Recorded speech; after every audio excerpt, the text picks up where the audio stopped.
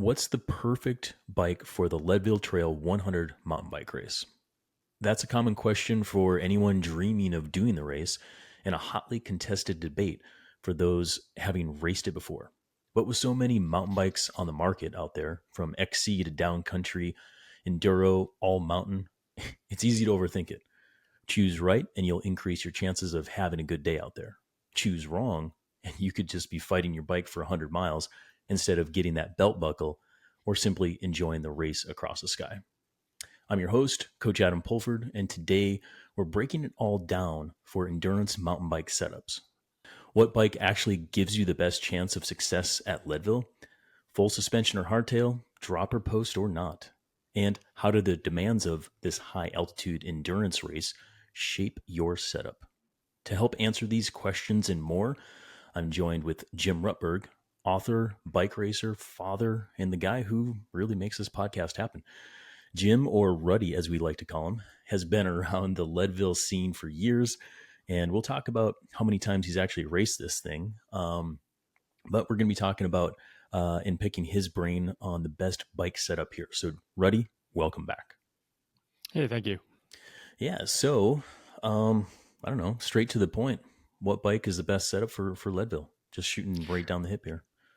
Well, the reason that you and I talked about doing this podcast was that we were looking at other content that was out there, and we actually got a question from one of the CTS coaches who has an athlete who is going to be doing Leadville, and they said, "Hey, what should I recommend for this athlete who's going to do it for their first time?" And the comparison between the content that's out there, which is all some really great content, and then what really works for the regular athlete. So, we have the content out there from the pros essentially, and here's everybody's race setup, etc. But then there's 2,000 other people who are behind the pros. Yeah. And what are they racing? And so the trend right now is, is it drop bar? Is it minimal suspension? Is it the aero component of doing Leadville in 6 hours or something like that? And then you go, well, yeah, but for a normal person who's either just trying to finish in 12 hours or they're going to be sort of in the middle of the group in 10 hours, or they're going for a sub 9, that setup and that scenario is very, very different than if you're going for 6 hours or you're really trying to, go at the very high end of the tech spectrum. Yeah. Yeah. And with that, I mean, it's like to answer the question and to do it justice, it will take a full podcast because there's that many variables that actually go into it, including just the demands of the event itself. So I would say let's maybe first talk about that and kind of drum up the fear inside people of those who have actually registered and don't know what they registered for.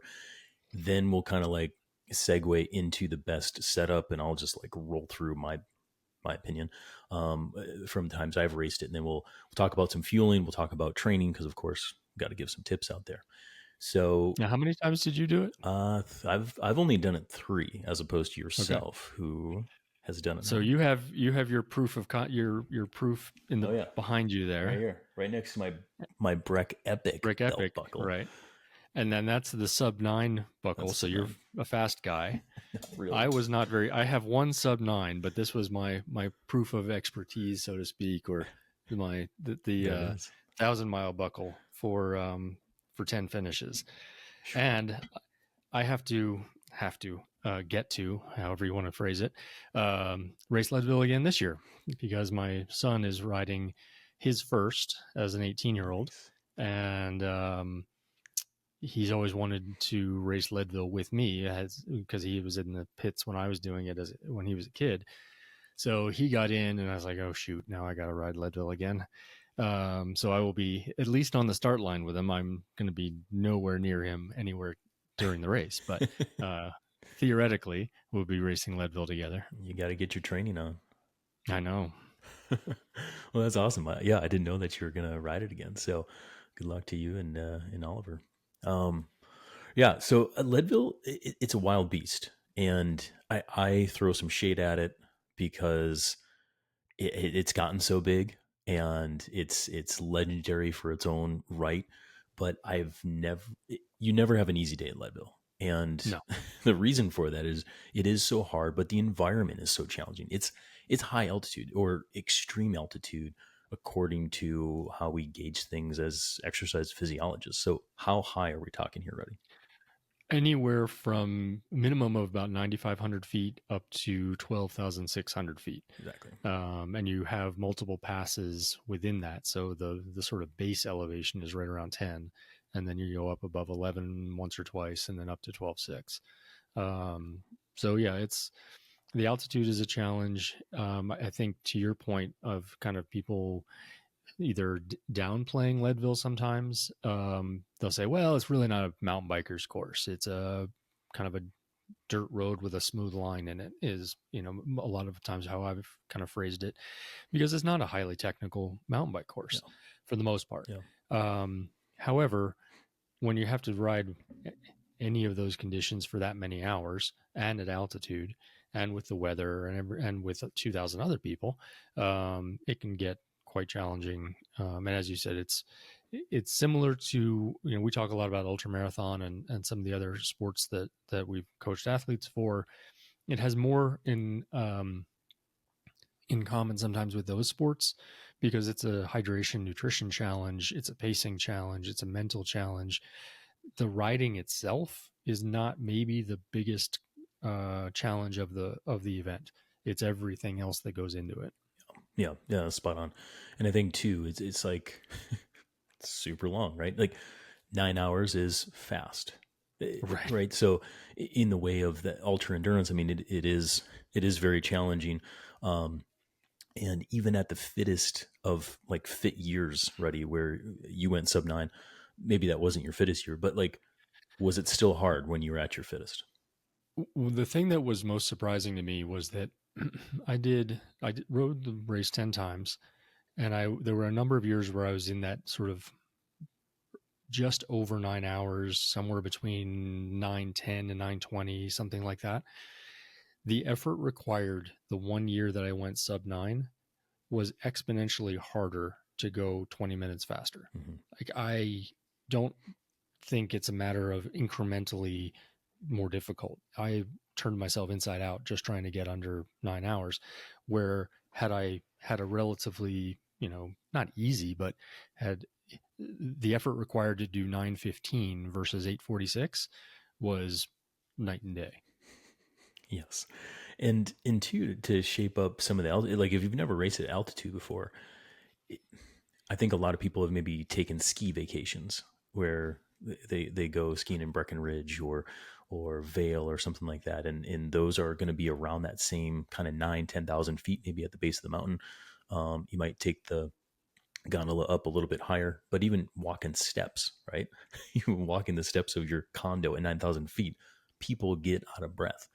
Now you have to ride your bike for 100 miles on a mountain bike, and it's super challenging. So in that way, yeah, it's not technical relative to BC Bike Race or Breck Epic or some of these other things, but it's, in my opinion, not a drop bar sort of bike course. It's only a drop bar bike course if you are really truly going for a top 10, top 20 overall kind of finish. And I think when you look at the Keegan Swensons, Dylan Johnson, Alyssa sort of that, Rollins. exactly that level of rider, they're going so fast that aerodynamics is really a challenge because it's 100 miles and a lot of the course is flat. The all of those flat road sections, dirt road sections between the big climbs, in order to do a 6 hour, 6.5, 7 hour Leadville, you've got to be hauling on those sections. And what used to happen is that people just struggle to get low enough Mm-hmm. on a flat bar bike. So they're tucked as far as they can go, and it's uncomfortable and everything. I mean, you used to see the folks with their, holding onto the fork crowns, which I always thought was insane. But people would try it. Yeah. And I think the drop bar component for Leadville really is more of an aerodynamics thing. Like the control aspect isn't so dramatic because the course isn't so technical that you can't control the bike with a narrow drop bar. and the ability to comfortably get into a lower position and more aerodynamic position is worth the effort at that point. Yeah. So I guess for the pros at the tippy top, sure, they can do that. There's still some flat bar people in the top 20. So it's not like Sure. flat bars are slow. And I think too, and I think you'll agree with this, is like 99% of the people listening to this podcast, my recommendation is Should not be on drop bars. should not be on drop bar. They should be on a proper mountain bike. So let's talk about what that proper mountain bike setup looks like. So here's the crux of it. Yeah. The biggest thing I think that cripples people during Leadville is their back, is the core strength fatigue, and whether or not your back is able to handle the rattling and the rough course. So if your back fatigues to the point that you just have zero power left because your core is so worked that you're just done, or you're sore and you have to constantly sit up and stretch and get off the bike and all these kinds of things, that's what I think takes people from a sub 9 to a 9:30 or 10-hour finish, and it's what definitely takes people from a 10.5 or 11-hour finish to I didn't finish at all. Yeah. So comfort, right?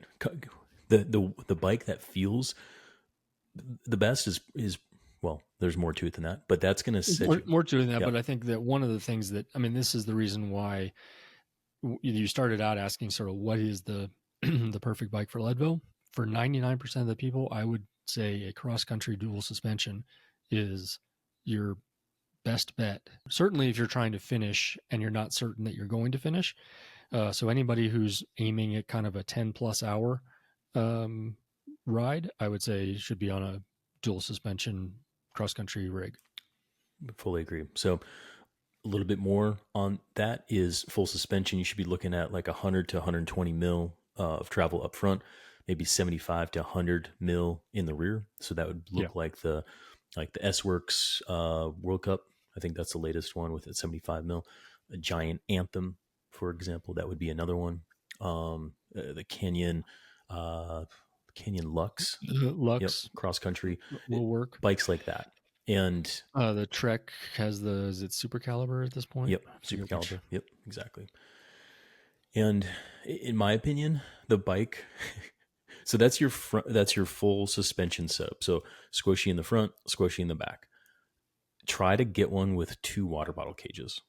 Yes, which is tricky for some full suspension bikes out there. They all don't come with them, but like when you go into the local bike shop and they're like, "Oh, this is super fast," and Keegan rates this and whatever, like 2 water bottle cages. Why do we want that ready? What's so important? So one of the interesting things about the Leadville course is that there are enough aid stations, and they're roughly 20 miles, 25 miles apart, that if you're on a reasonable pace, you can usually ride with just bottles as opposed to having to wear a pack.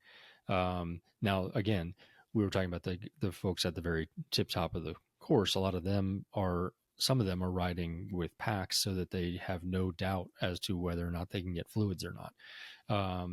So there is a lot of variability as to, are you comfortable riding with a pack? I'm personally I don't like it if I can avoid it. So now my son Oliver, who is in this newer generation and they wear hydration packs everywhere, he's perfectly comfortable with it. So maybe he'll do it. And he's also trying to go a lot faster. But if you're in the kind of that middle portion of the pack, especially if you're wanting to be able to change what's in your fluids, I want hydration mix here, I want water here, I want electrolytes there, then bottles are a lot more adaptable from that standpoint.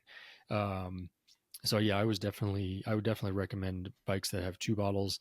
The one segment of the course that can be a little bit different for that is the climb to Columbine Mine, because depending on what pace you're going to be doing for that, it may require a 3rd bottle.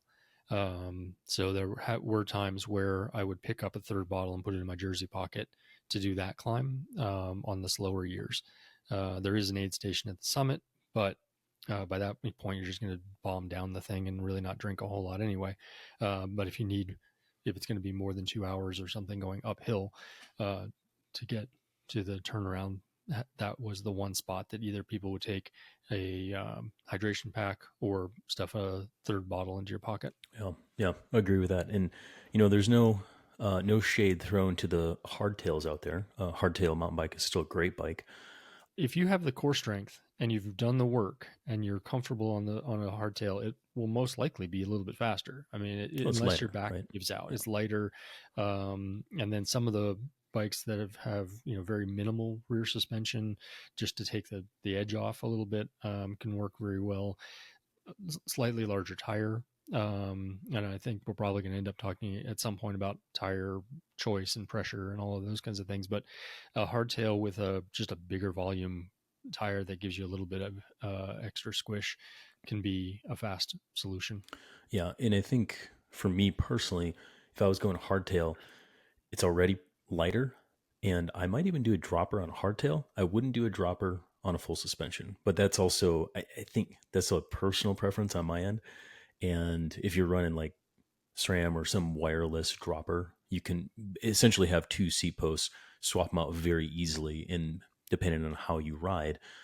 The reason I say dropper on hardtail is going to beat you up for 9 hours, 10 hours, 12 hours, whatever.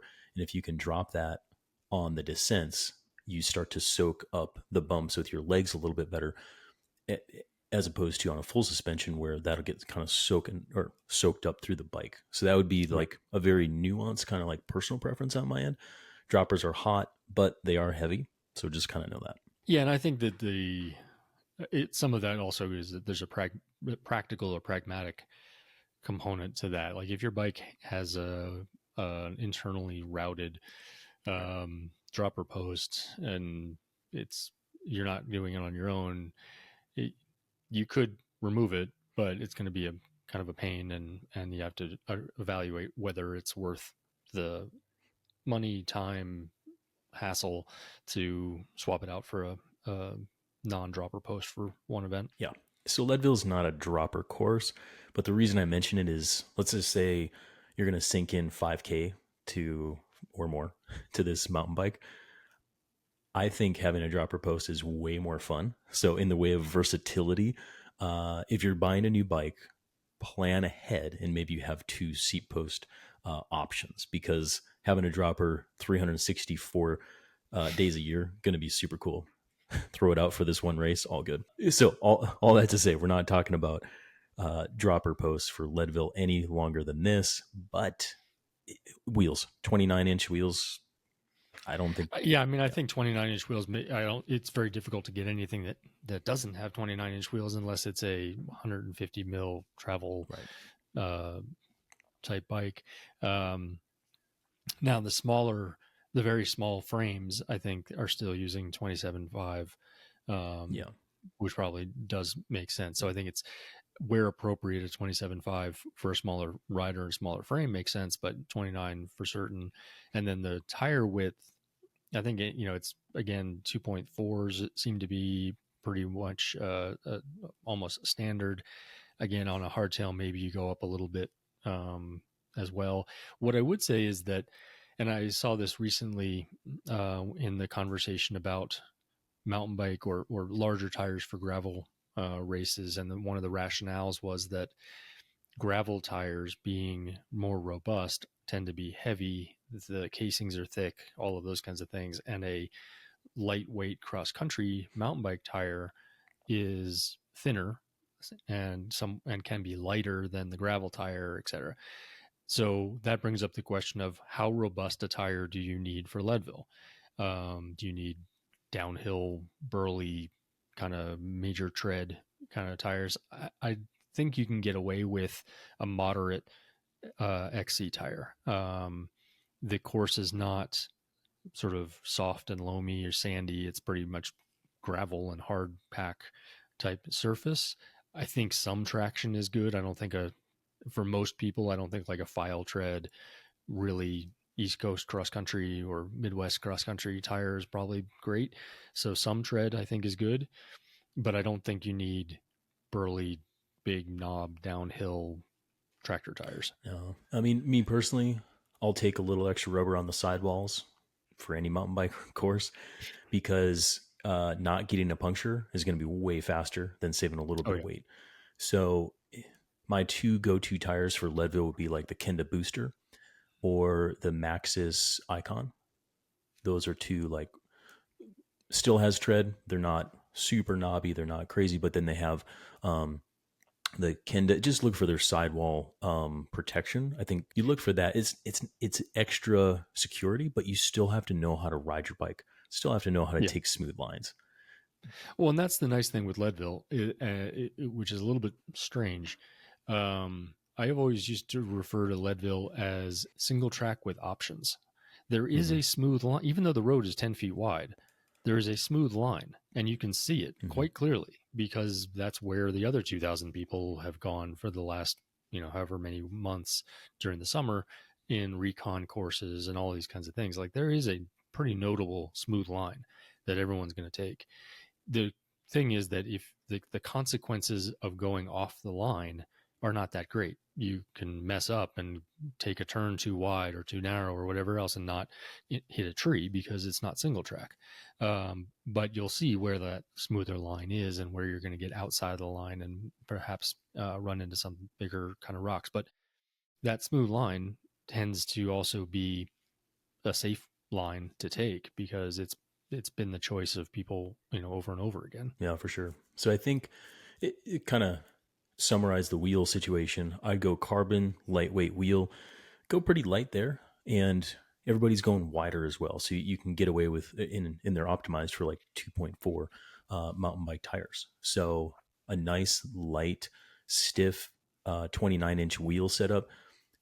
Get a little extra rubber in the tires, and I think that's like the perfect race wheel setup to go along with that XC geometry. And one quick word on the cross country mountain bike geometry. It's so I'll link to an article here if any nerd wants to know what the differences are between some of these head tube and seat tube angles. In short, that cross country geo is going to be optimized for climbing and power production, as well as being comfortable over time. So keep in mind, I mean, you're going to be climbing what 13,000 feet at Leadville. It's Something to that effect. It's a lot. and as arrow as some people want to be in those road sections and whatnot, that's still a shit ton of climbing, man. So having something that sets you up well for comfortable climbing on the day, give me that all day. To that point, too, I'm a fan of lockouts. So what does the lockout do? Explain that. So if depending on some of them are just open closed, and then some of them are three position where it's fully open, a cross country setup which just kind of tightens up the suspension a bit, Mm-hmm. and then total lockout where there's just there is no suspension, and usually they'll have a blowout or a blow through kind of threshold for that. Like if you hit something big enough, it'll still give you suspension. But for the climbing, for instance, if you have a 100 or 120 mil suspension fork and you want to get out of the saddle and you're bobbing up and down. When you're climbing and you're not locked out, you are losing watts. If it is like a paved climb or like a steady climb in that sort of thing, if it's a technical climb, that's when you want more suspension because that'll actually, or your suspension open because that'll actually help you climb a little bit better.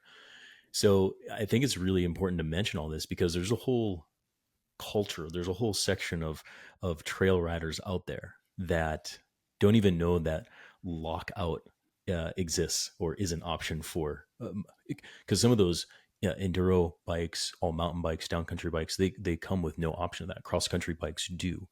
So there again, when you're choosing, choose wisely because you you get on that thing and you're going to go climbing, stand up, get out of the saddle. You're going to be losing so much power production, so much efficiency by having the suspension be sloppy on those climbs. So Yeah, and the biggest climbs at Leadville are smooth. yeah, yeah, exactly. So the Hagerman Pass climb has some technical, bumps in it essentially, but not very much. The climb up, the majority of the climb up Columbine is a relatively smooth dirt road. The very top of Columbine is narrower, but honestly, if you're not in the sub 9 group, you're not riding it anyway because it's a Congo line of people walking. And then the one that gets people, I mean, obviously there's the climb up power line, which there's a little bit of a walking section for most people at the very beginning of it, and then you can ride the rest of it. It's slow going by that point because you're 80 miles in. And then there's a road climb, a absolutely paved, smooth as glass road climb that people sort of forget about, but it's a 20-minute climb for most people. Um, and if you can, it's where you can really make up time or lose a lot of time because um, if you sort of forget that it's there and you kind of crawl up the thing, it can cost you time. If you recognize that it's there, you eat well and hydrate well, and recognize that it's smooth, then you can, if you can stay on the pace, you can actually make up some time there. It's a good place to have some gas. Yeah, yeah, agree. So finally, to kind of round off the whole bike setup, I won't spend a ton of time here, but on the drivetrain, I'm a SRAM guy all day, one by personally. I don't think you need more than that. And I think on the mountain bike side of things, two by is overkill. But kick it over to you, Can you Eddie. even find a 2 by anymore? I don't know, I man. I haven't seen one in the last 6 7 years. Yeah. No, I think that's the drivetrains are almost universally one buys. I think the interesting thing this year or the last couple of years probably is the whole crank length discussion. Um, with Leadville, there's not a whole lot of concern about pedal strikes because a higher bottom bracket or shorter cranks to avoid pedal strikes is probably not a big deal. And the evidence seems pretty good on the idea that shortening your crank is not going to lower your power production, or this idea of, longer lever arm is going to be more powerful. It seems pretty clear that in the relative lengths that we're talking, going from 175, 172, 5 down to 170, you're not going to lose any power. You may gain some ability to keep your cadence a little bit higher because your feet are just traveling in a smaller circle.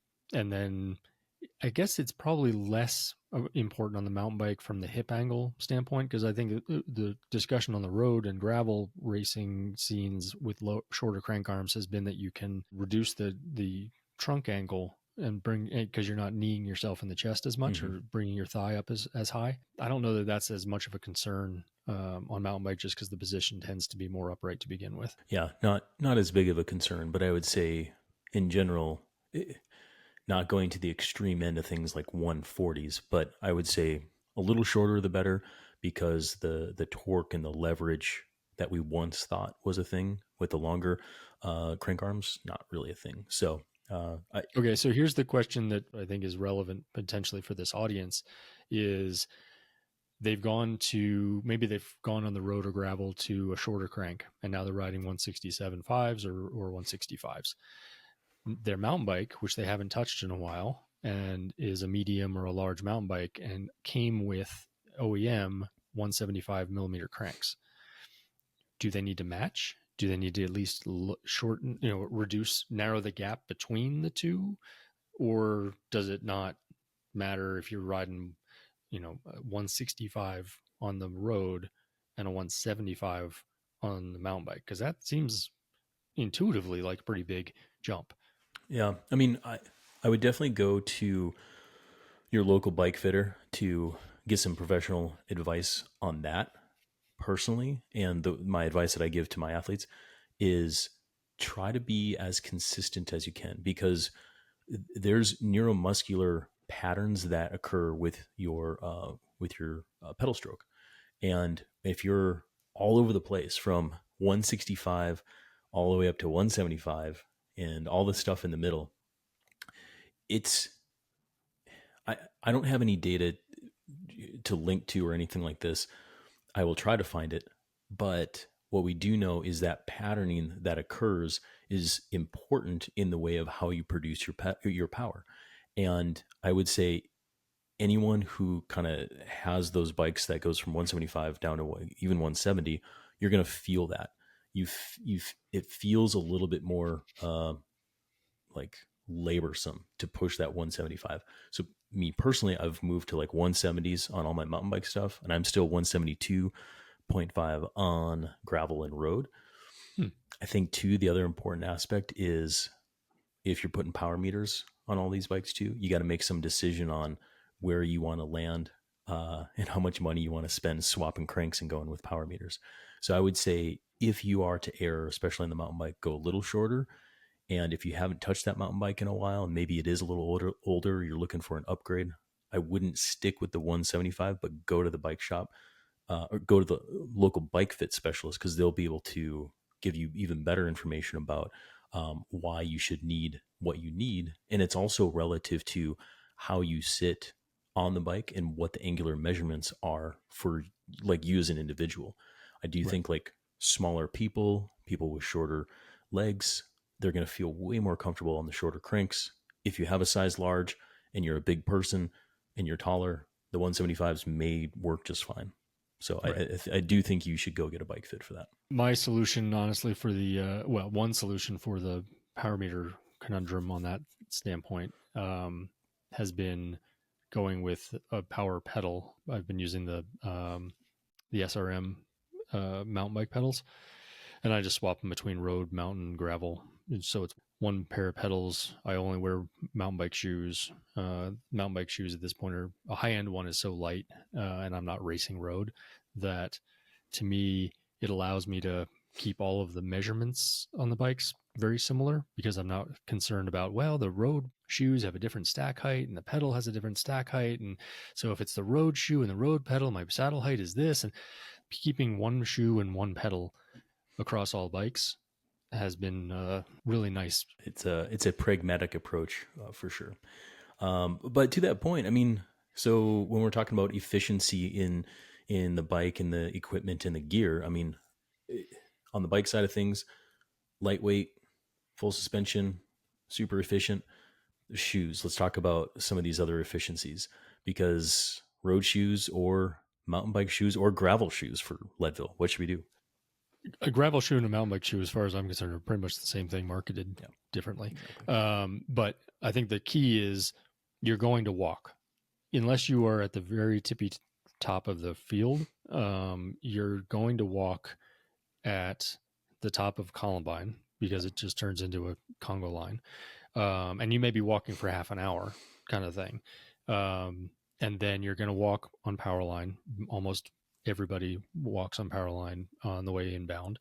And where else are you going to walk? Oh, well, depending on where you are on the start, you may end up walking on St. Kevin's outbound as well. Yeah. So road shoes, I think, are a non-starter. You're going to be off the bike and walking. Yeah, and I'll just chime in and say, here's a quick coach tip. Since you're going to be walking that much in the race itself, you should probably do some hike a bike in your training. It's not fun. And the way to do it is you find some stupid, steep thing that's maybe really fun to come down, ride up as much as you can, unclip, and start pushing.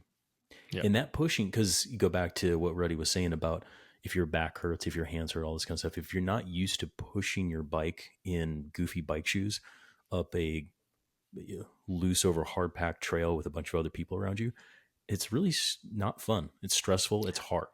I lost so much time pushing the bike in a number of those years Yeah. because I'm not good at pushing bikes. To your point, I haven't really practiced it. And I would get to the top of Columbine, and I found that I was taking these short little tiny steps, and the person passing me was taking longer strides and was more, Yeah. Yeah. better at walking with a bicycle than I was. Get efficient with it. So what Ruddy's talking about, unclip, be smooth, and just start pushing the bike, two wheels on the ground, push, push, push, and watch your heart rate.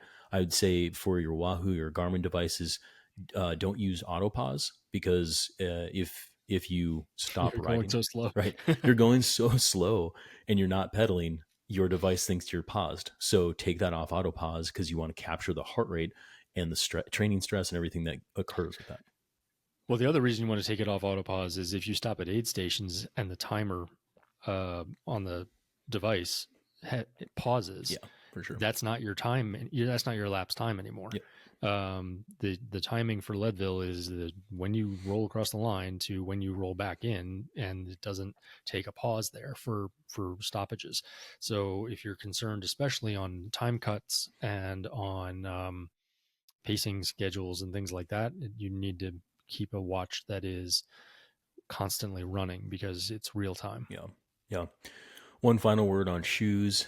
Again, I think they got to be mountain bike or gravel, whatever.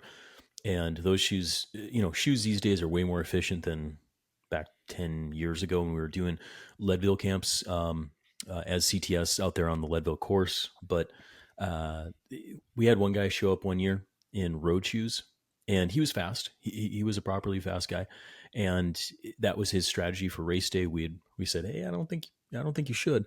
He's like, no, I'm going to do like sub 8 or something like that.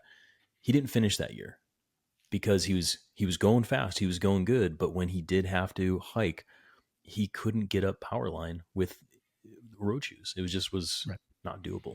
And to that point, too, if you haven't walked in your mountain bike shoes because you live somewhere where you don't really ever have to unclip, make sure you can actually hike and push a bike up a hill for a long period of time in them without getting ridiculous blisters or really painful um, feet. So in some cases, the gravel shoes, for instance, can be a little bit more forgiving from that standpoint. They tend to have a little bit more flex, and I think that the toe area tends to be a little bit more slanted upward, as opposed to a strict racing cross country shoe. So that may be a good option, especially because you know that the places you're going to be walking are all uphill. Exactly. All right, Ruddy. In the spirit of the Time Crunch Cyclist podcast that we have here, we're going pretty long. I would be remiss to not talk or mention fueling specifically for Leadville because it is such a huge component to the race. This podcast was intended to just talk about the bike setup, but I'm a coach, so I want to talk about fueling. Let's go rapid fire here, though. Uh, we talked about 2 cages or a pack. You mentioned kind of the pros and cons of that, but what would you recommend for the greater audience here, whether you go pack or bottle? Again, I'm personally a bottles forward kind of person. I would say that unless you're really, really concerned on not getting enough hydration, I would go bottles if you can. I think it's a faster option for most people. Again, preserving your back is paramount. If you're not used to riding with a pack on for 9 hours, 10 hours, Yep. and it's going to weigh on your shoulders and your lower back and things like that, that's where I think the bottles can be beneficial. Yep. And heat dissipation. Yep. So from bottles standpoint and hydration, how many bottles per hour should we be aiming for during Leadville? I think you're aiming for 2 an hour if you can get them down. There are ample places to drink, so I don't think that the ability to grab a bottle is a problem for the most part. You have to remember that you're at altitude, so you're going to dehydrate faster. So even if the temperature is not extreme, and usually the temperature is not extreme, you're still going to want to drink as if you are in a hot condition. And then, like, let's assume that we're not going to go for 100 grams of carbohydrate per hour, but maybe somewhere between 60 and 70 grams per hour. That's going to be roughly, for most people, around 250 calories per hour. Times that by 10, almost 2,000 calories that we're going to shove down our mouth. How do you carry it? How would you recommend people leverage the carrying capacity for their bikes and their bodies? I think that if you're good at and comfortable with reaching into your own pockets, that carrying jersey mounted fuel is easy. I was personally very partial to gels for Leadville because I didn't have to have my hands off the handlebars very long. I could get them and not stop riding. I'm an old roadie, so that was comfortable for me.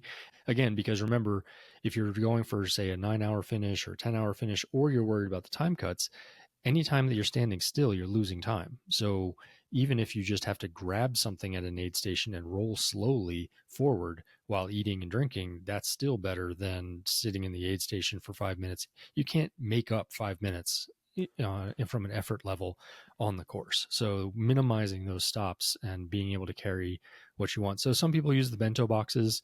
I personally have not really gotten into those. It's easier for me to reach into my back pocket than it is to fumble around with a bento box. But if you're experienced with it, that works too. Yeah. I've had some people, same thing, bento boxes. Right now, the cargo pockets on people's bib shorts are pretty in right now. I'm sorry, but I'm an old roadie. I can't do it. I just But it's the spirit of I gravel, see Ruddy. I see the utility of it. I understand it intellectually. I can't do Okay, well, I'll get Oliver on the podcast, see what he has to say about it. it. But in the way, like wherever you can stash stuff, utilize it. I think that's the important part. One thing, Rebecca Rush, we used to do a bunch of camps. She's awesome, and she does a lot of great stuff. If you've never heard about Rebecca Rush, Google her, do her events. But one of the things she said, just keep your garbage and your food separate. So like Yeah, all the trash goes in one pocket, all the food goes in this, and so you eat this and then you transfer it over to there. And then you can also see how much food you're eating based on how much garbage you have. Then you dump that at the aid stations and away you go. I was like, right. that's a pretty good idea. So there's those strategies. Similarly, too, I think you should start Leadville with at least 2 to 3 hours worth of Yeah. fuel on your body. Yep. It isn't that heavy to carry. You're not going to be weighted down by it, but if you can extend through, because you're going to stop for fluids, you're going to run out of fluids first, but you should be able to carry almost everything you need, Yeah. Yeah. or at least for the first half of the race or something like Yeah. that. And finally, strapping gels to the top tube. That's an old cross country mountain bike tip as well, where you take the gel and tape it, and just tape the very top. So and then you layer them. You can put in like 3, 4, or I've seen like 10 on someone's top tube, and all you do is you rip the gel, and the tape keeps the top of the gel on there. So you just keep on ripping, get gel over your bike, all over your hands. It's awesome. Okay, let's carry this thing home with some training tips. We talked about some hike a bike aspects. We talked about maybe getting up to altitude so you can experience it if all possible, whether that's a ski weekend or a training trip, something like that. But the key there is most people are not going to be able to do an altitude training intervention that is going to be affect blood oxygen capacity, carrying capacity. No, We're not talking about that. The experience of going to altitude for a weekend or something like that is more about understanding how your body responds to altitude, exactly. how to pace yourself, what happens to your power output, what happens when you dig a little bit too deep and you have to back off and you feel like you're going to die, all of those kinds of things. It's the experiential component that you're really after. The expectation should not be, I'm going to go to altitude for a weekend and have more red blood cells. That is the nerdy way of definitely saying the proper thing about that. And I would say the experiential realm of that, and also the what we now know too, when the brain hits altitude and how it then regulates. So how you respond to altitude, as well as getting those exposures, so that the brain's, let's just call it the algorithm, figures out the altitude Rubik's cube faster on race day. It's important, even though you will not get any of the natural EPO or red blood cell production that people talk about with altitude camps. Anyway, exposure to altitude is great if you Yep. can. But let's talk about training. It's a long day. Let's say someone's going for 10 hours. How long should their longest ride be, Ruddy? The longest ride is not going to be a fitness component type thing, as you've talked about on the podcast multiple times and things. It's more experiential, especially for Leadville. It's what happens to your back, what happens to your neck, what happens to your back. Or I probably mentioned that already because it's that important. Can your feet, your feet, everything, all of those contact points. That's the reason that you want to do long rides. So I would say a 5 to 6 hour ride is essential for doing Leadville, whether you're going for 10 hours, 12 hours, etc. Mainly just because you need to figure out what's going to happen to your body in that kind of a condition. Yeah, I definitely agree with that. I think a really good recipe, I've always said, is a 6 and 4 weekend, meaning you ride for 6 hours on Saturday, you then ride for 4 hours on Sunday, start at, say, morning, 7, 8 a.m. Each day. And that way you kind of get 10 hours in a kind of a less than 24-hour time period. So that stress to the body is exponentially kind of strained going on, and that's what you want. It's not just a one time. I mean, and it's hard to answer that question of like, what's the best training program for Leadville? But if you can get in a high quality 6 and 4, that's great. If you can get in a couple of them, even better. And the better you can get at just, I'm going to get shredded by what does high quality mean, but y'all know what high Right. quality is. High quality 6 and 4 weekends, and I think that's going to be pretty solid. The other thing to keep in mind is if you're that Leadville again is a relatively non-technical mountain bike race, and it's long. If you try to do 6 hours on a highly technical single track, North Carolina mountains, New York mountains, kind of California single track, that's not gonna that's gonna be much tougher than 6 hours on the Leadville course. Just you're gonna get beat up more. The fatigue is going to be great, and you're going to come back from that 6 hour ride and think, "Oh my God, I can't do another 6 hours of that. There's no way." Or the Leadville is going to be impossible because of that 6 hours just beat the living daylights out of me. So be careful from that standpoint. Like I would on those long rides that you're preparing for Leadville, I'd almost say you can do a long gravel ride and it can be a good test for Leadville, or a long mountain bike ride that includes some fire roads, some gravel roads, because again, it's time on bike, not how much technical challenge can you withstand in 6 hours. Let's bring this thing home, Ruddy, because I think we are planting the seeds of a Leadville training podcast. So today we talked about the best bike setup. And in general, in our experience, we think that typical classic cross country setup is the way to go. So light carbon fiber wheels, probably 2.4s, maybe 2.3s, a little extra side rubber to keep the punctures at bay. And then you start doing your training. You figure out how to carry your food, you practice fueling on the bike, and you go for some of these longer rides. And that best bike setup, you should spend some time talking to local bike shop, your bike fitter, maybe some training buddies that have either done Leadville before or something adjacent to it. So anything you want to add to what is the best bike setup? No, I think the biggest key is the best bike setup for normal bike racers, as opposed to the pointy end folks, is going to be more comfort oriented or back saving than worrying about what's the fastest setup. Because at Leadville, the fastest setup is the one that you can sustain for the longest. Perfect way of putting it. Perfect way of putting it.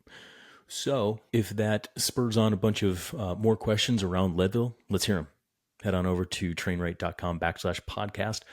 Ask anything you want about all things Leadville, bike, training, nutrition related, and maybe we'll do another podcast about that soon.